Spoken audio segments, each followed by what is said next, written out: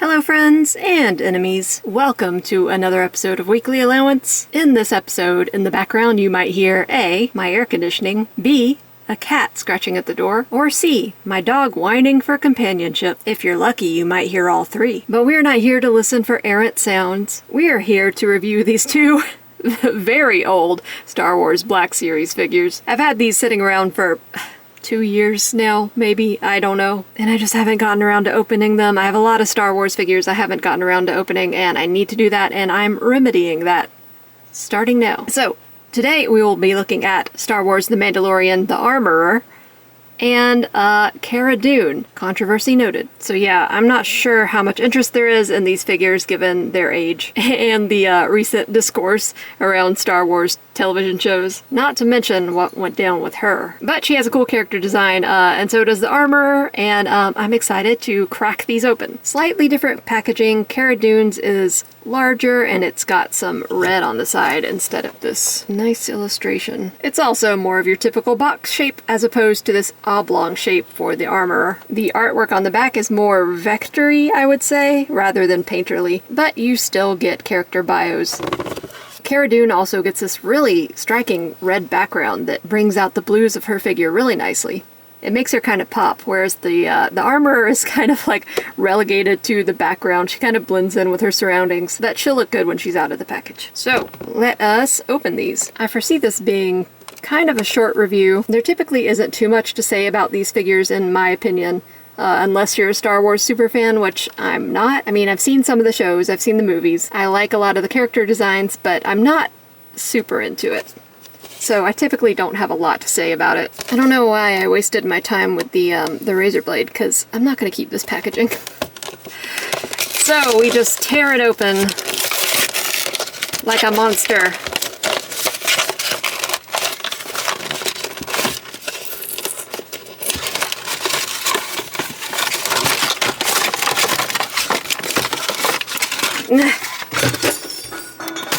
Alright, there goes the air conditioning. Like I mentioned in a previous review, I used to just turn it off when I did reviews, but it got so uncomfortable in here. It got so hot. We're reaching the time of year where it's 99 to 105 degrees all day, every day. So I'm just gonna let the old air conditioner run.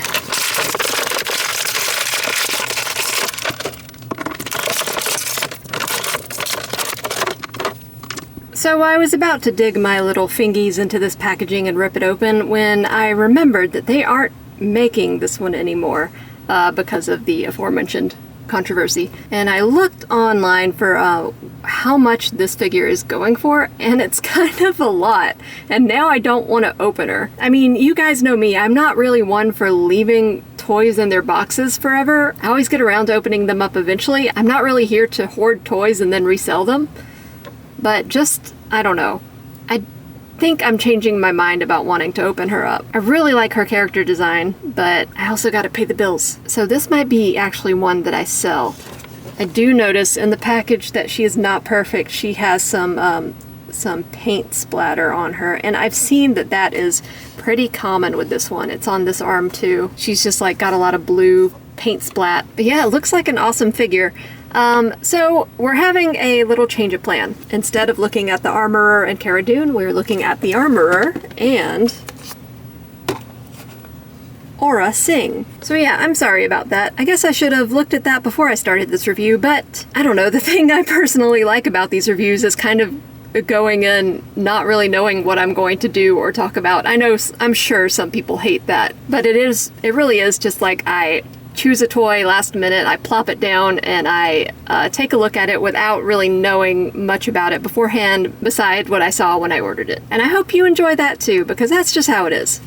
So, Aurra Sing. It says Clone Wars, but I feel like I remember seeing this character design in The Phantom Menace. Like, just a really quick shot in the desert. Maybe I'm totally wrong, but I remember being a kid and seeing this creature. I noticed she's a lot more gifted in the breast area on the figure than she is in her artwork. And that's... I only mentioned that because I really like this look. It makes her look really alien and androgynous. Toasty, what is it?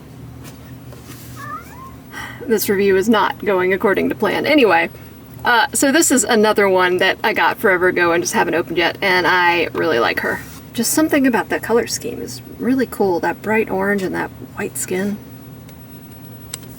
Once again, I don't know why I'm carefully opening this up, because I'm just going to tear the packaging apart.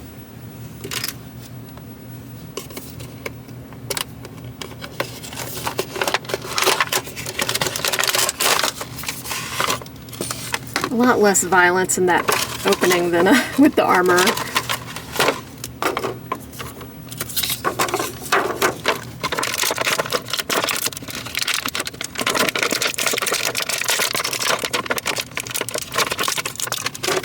Alright, and I'm sure you guys notice our beautiful new review space surface, lovingly and gently, I presume, cut out by Patrick over the weekend. Nice and reflective, bounces off a lot of light. I think it's very nice. And here we have our two figures, the Armorer and not Cara Dune. They both have very, very different silhouettes, and that is what you want with character design. You want all sorts of different body types, different clothes types, different silhouettes. Just to go on a quick character design rant, I've noticed in some media recently, and this has always been a problem with some things, but I've noticed it more and more lately, especially in cartoons, like very similar character designs throughout all the characters. And that's not what you want. You want to be able to black out that character, just have the black outline, the silhouette, and know who it is from afar. Some cartoons I'm seeing nowadays, they aren't doing that, except they're still very popular, so they must be doing something right. I don't know. It's just a pet peeve of mine, I guess. But yeah, two very differently shaped characters, and I really like them. I especially like Aurra Singh. I just have liked that design ever since I saw it as a kid. So let's take a look at the Armorer first. Now, keep in mind that it's been a while since I've seen The Mandalorian, and I haven't seen the third season, so I don't even know if she's in it anymore. But it looks accurate to me, at least as far as I can recall. It does suffer a little bit from the Hasbro shiny syndrome. Like, the breastplate is meant to be metallic and shiny, but this cloth area, it's a lot shinier than I think it's supposed to be. We do get more of a matte on this skirt and the boots, but even the fur shawl in the back is a little bit shinier than I think it should be. It's like she got caught in a rainstorm outside. But very cool design. I'm a sucker for characters with helmets, especially if they never take off the helmet. That's kind of initially why I liked The Mandalorian. And then later he takes off the helmet, but you discover that it's Pedro Pascal underneath, and I can't find a problem there. This shawl does have the bad habit of wanting to come out. There's this peg in the back and this hole right here, but it doesn't like to, it doesn't like to stay in. Decent articulation, though the head and the shawl do run into each other, as you just saw. I'm going to remove that for now.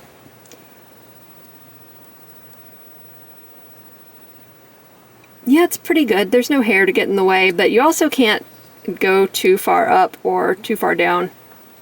I think it's enough. There seems to be a little bit of articulation on the neck, too.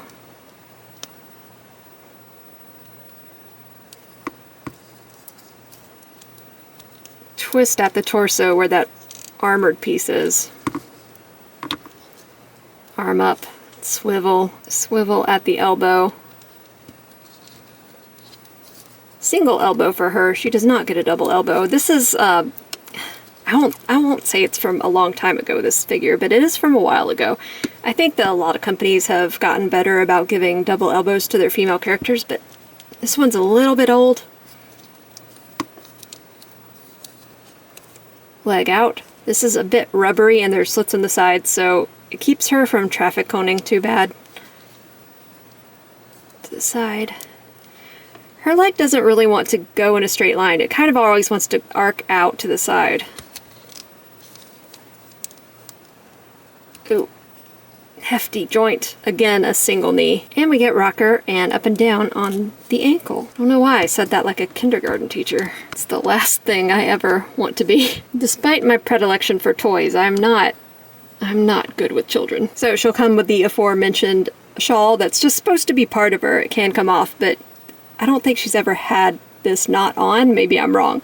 So I think it's just always supposed to be on her, but it just does not like to stay. In addition to that, she will come with her smithing tools. She's got a hammer and some pliers. And the only hands she comes with are these holding things hands. So Oh, there goes the shawl again. So the hands are a little bit stiff, but these are rubbery, so they should... maybe. Maybe. Maybe. Hold on.